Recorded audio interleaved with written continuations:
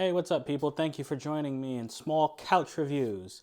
And I'm not on a couch again. It's your boy Sam, and I want to talk about Furiosa, a Mad Max story. I always want to say Saga, but it's story, a Mad Max story. Nope, it is definitely Saga. My bad.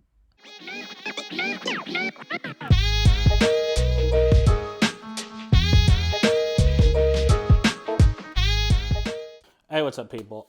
So first thing off jump, I have to say, if you're expecting this to be just Fury Road again with Furiosa instead of Mad Max or Max, uh, you're gonna be a little disappointed. It's not exactly like that.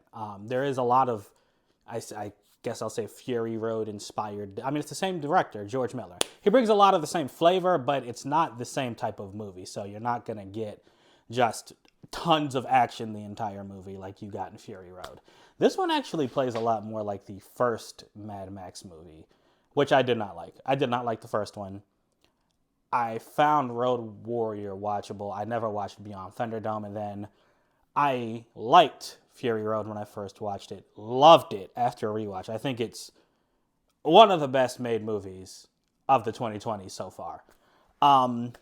So yeah, we got this one. Charlize Theron has been replaced by Anya Taylor-Joy in the role of Furiosa. A little more on that later. And Max is not in the movie. It focuses on her. We see this is a prequel to Fury Road. We go back to the green place that was mentioned in Fury Road, where we see Furiosa as a young girl living with her family before she is taken by Chris Hemsworth character. Oh, what's his name? Dementis.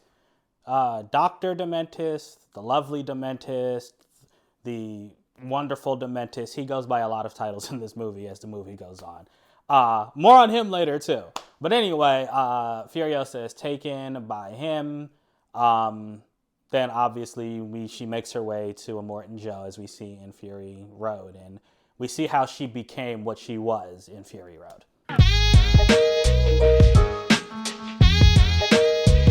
Yo, I'm gonna be real. The worst thing about this movie, the previews. Hands down. If you went to AMC like me, then you know what I'm talking about. 30 minutes. Yo, AMC, let me put you on something. 30 minutes? That's too long. It's way too much, man. This movie is supposed to start at 3:35. I looked at my watch when the movie actually started. It was 4:05 p.m. That is longer than a full episode of JoJo's OP and EP included. It's unacceptable, man. Like, by the time the seventh or eighth trailer came on, people in the theater, we were all like, yo, another one? What, is not over yet? I was legit just waiting for the moment to hear Nicole Kidman say, "Heartbreak feels great in a place like this," because I wanted it to be over. Now, outside of that, there are two things I found wrong with this movie. The first one is a complete Sam thing. It's legit me, I know. But it's Chris Hemsworth's nose. Like, yo, why did they do that? Why did he have that fake nose on? It was so distracting to me. Which is crazy because he's actually my favorite part of the movie. But every time I looked at his face, I was just staring at that thing, man. I'm like, what? Why? Why? Yo, it just felt unnecessary. And every time his face showed up on screen, I would just start laughing. So, again, that's just a me thing. Not even really anything to do with the movie. But then the second thing that I didn't like I said, this movie plays a lot like the first Mad Max in that there's a lot of story in this movie, way more than Fury Road.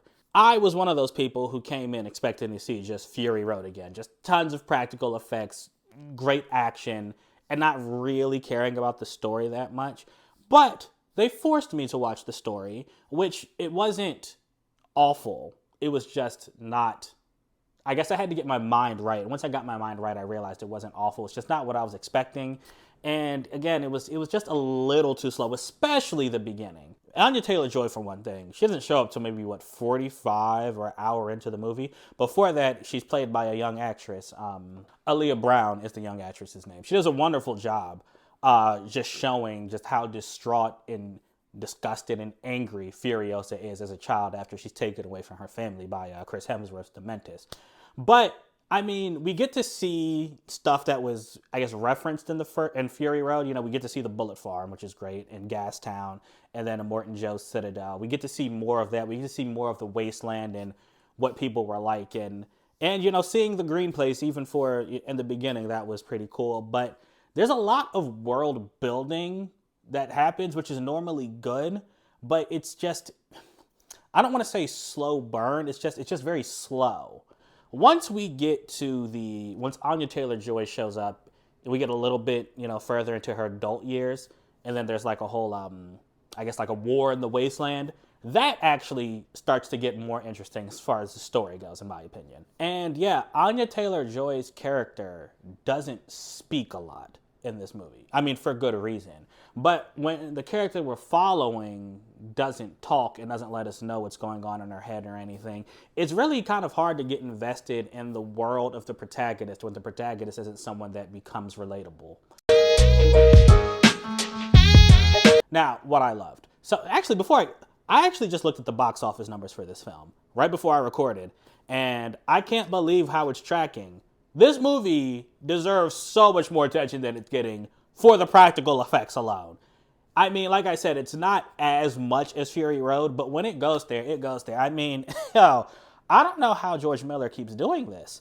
It's not just the practical effects; it's the way they're shot. Like there are over the top or over the shoulder views, kind of like like a video game, like God of War, for example, where you're seeing a war boy or a biker or someone take down the something on Fury Road. When people get shot. Like, you normally see, like, you see a sniper bullet, it goes through the head, or you see someone go like this. It's very rare that you see a sniper bullet come out of the front of somebody. And that's a shot that stays with me. Because there are a lot of close-ups where, like, the person's, like, the front of their face just explodes. And, well, not a lot. I'm not going to say a lot, but it was at least twice, and they were both very cool. So that stayed with me. Like I said, the over-the-shoulder stayed with me. And then, obviously, just the driving mechanics, all the stunts, everything just looked so crisp and clean. And the amount of production put into it, like, I can't imagine how many takes it must have taken in order to get this the way George Miller has it on screen.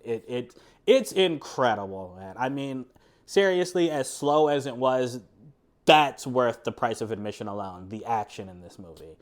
But then, if that's not enough for you, Chris Hemsworth, I know it's a Furiosa movie, but this is Dementis all the way. Like, the dude nails it. 100%. From his voice to the way he acts, like, you can tell he's having so much fun being this person. And him as a character itself is just like, he's someone you love to hate. He's clearly evil, right? Like that's his whole thing. He's the bad guy of the movie. But it's the way he's evil. He's so comically and carefree evil that he does like truly like disgusting things, and he's just having fun with it, so you can't just help but smile the whole time. And he's also like a very smart villain. There are plenty of times in this movie where it's like, man, you should have died, and the way you survived, like, I gotta give you kudos, because I know I wouldn't have, and tons of other villains would have just bit the dust. And you would think, like, his rivalry with Furiosa would be the main, I guess, conflict in the movie. And while he is driving her for a lot of it, honestly, it's not reciprocal. Like, he actually wants to take control of the wasteland. And even though they have this relationship, he really is it's really him versus Immortan Joe and the leaders of the Bullet Farm and Gastown, and watching this war develop and seeing him just take place in it and having so much fun with it, it's great. I don't know if any other actor could have done as well, and he was definitely the surprise of this movie for me. I thought Furiosa was just going to be Max, and we'd get a ton of action and just seeing her be a badass, but Chris Hemsworth, very welcome and pleasant surprise. Now, I mentioned that the world building kind of slowed the movie down, which it did. But the actual world that we get to see, I can appreciate that. I can appreciate that George Miller gave us what this wasteland in Australia looks like. Like, you got these 3 major settlements and then just desert in between. And on Fury Road, you spend a lot of time on the Fury Road. And this one, we get to see, like I said, we get to see more of the actual settlements, which is cool. I just wish that the story surrounding them picked up the pace just a little bit. There is one scene set in the bullet farm. It's probably my favorite scene of the whole movie. Just seeing it's Furiosa and her war rig go visit this bullet farm, and chaos ensues, and just seeing all the action, seeing the entire set, it was breathtaking to me. And again, I see this movie is one where I think it justifies its production budget, which I think was like $160 million. So good job, guys. Good job. I mean, in the end, Fury Road, it delivered what I wanted, even though it's not in the way I thought I would get it. I got the action I wanted. It wasn't the entire movie. The world building is appreciated, but I felt could have done better with pacing. And Chris Hemsworth, like, if there is another movie and we get to see him again, I will be very, very happy with that, because dude was fantastic. But anyway, guys, let me know what you think of Furiosa, a Mad Max story. Who was your favorite character? What was your favorite scene? Did you like this more or less than Fury Road? Thanks so much for watching, and until next time, I'm out.